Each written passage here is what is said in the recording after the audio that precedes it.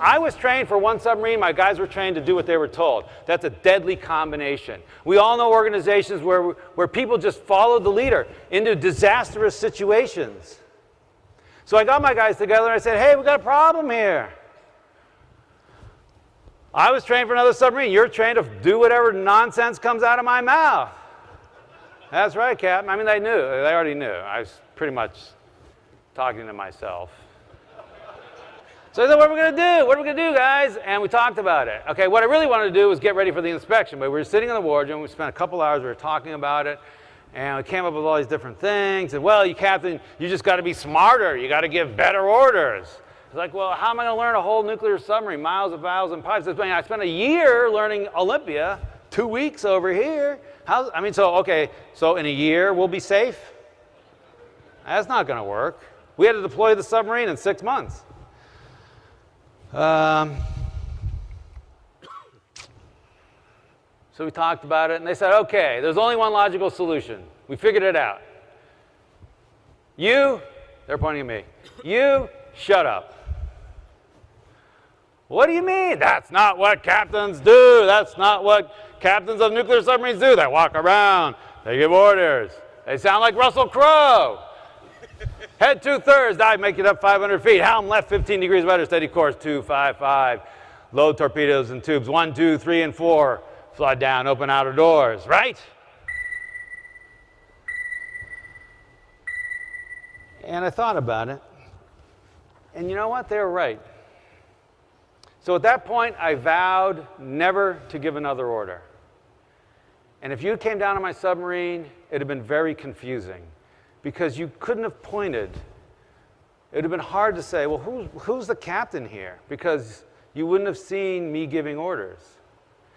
I did retain one order. The final order to launch a weapon, a torpedo or a missile, I kept with me because I felt that since that was going to result in the deaths of other human beings, that I didn't want that on anyone's conscience but mine. That was my moral and ethical responsibility.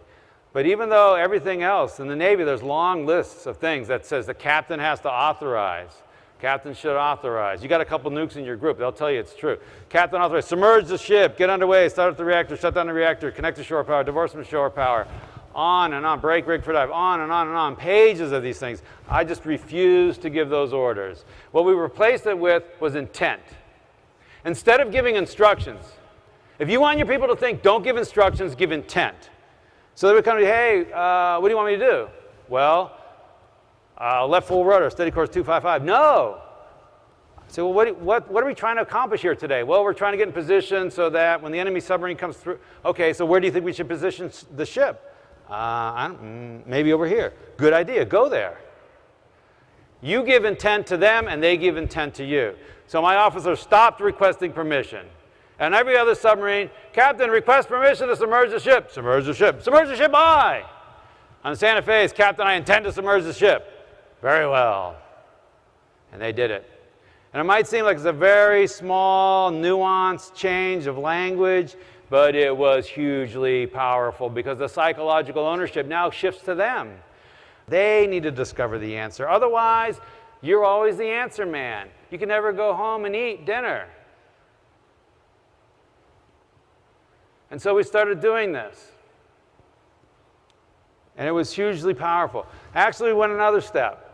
Then I got smarter and I said, when the officer said, Captain, I intend to submerge the ship, I would ask him, well, what do you think I'm thinking right now? And he'd look at me, hard to tell. I'm guessing you're wondering whether it's safe. Bingo! I said, well, convince me it's safe. He said, Captain, I intend to submerge the ship. All men are below, hatches are shut, ship's rigged for dive. I checked the bottom depth. The submarine's in the water that's been assigned to us. Then later I would ask them, is it the right thing to do? And they would say, well, yes, sir, because our mission requires that we... And these are the two pillars that I think support this idea of giving control. These are the two pillars that need to be in place. The technical competence, which is represented by, is it safe? And the organizational clarity, which is represented by, is it the right thing to do? And you put those things in place, and then you can give control. And you give control, and you put those things in place.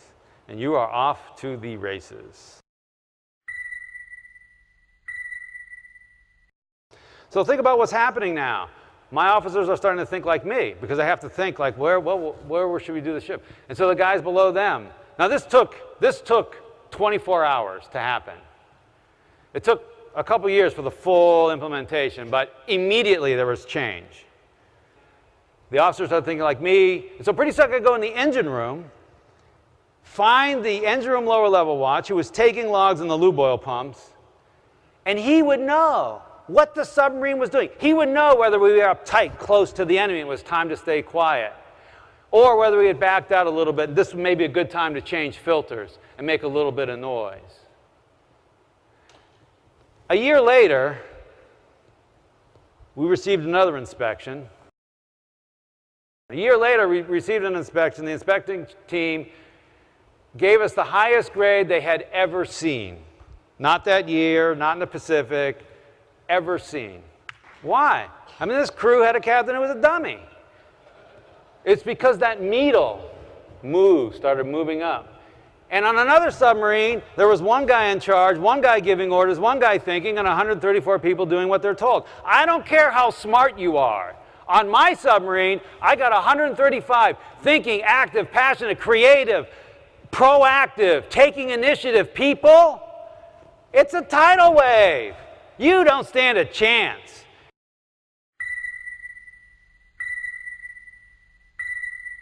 Here's the solution. Move the authority to where the information is.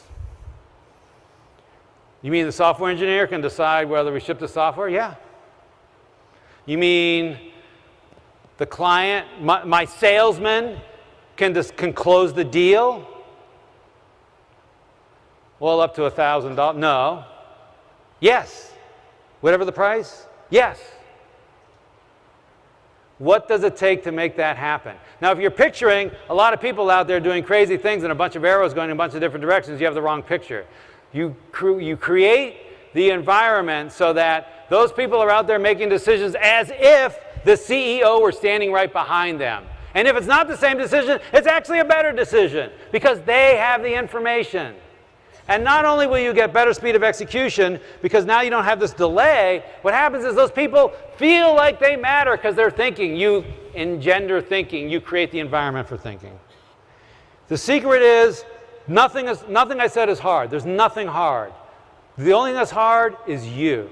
It will feel wrong. You've been genetically and culturally programmed to take charge and make it happen. Take control and attract followers. And what you want is to give control and create leaders. It will feel wrong, and you will repeatedly start down this path if you so choose, and then you'll be angry at yourself like I was. And you will have a failure, and you'll go back to the old ways. And you will pick yourself up, and you will go again. You will go again. And by doing so, you will achieve the greatest thing possible. You will have achieved greatness, not because of the deeds and acts that you did, but because you set an environment where the people around you and their families and their schools and their organizations and their businesses, they've achieved greatness. That will be the greatest thing of all. Go forth and be great.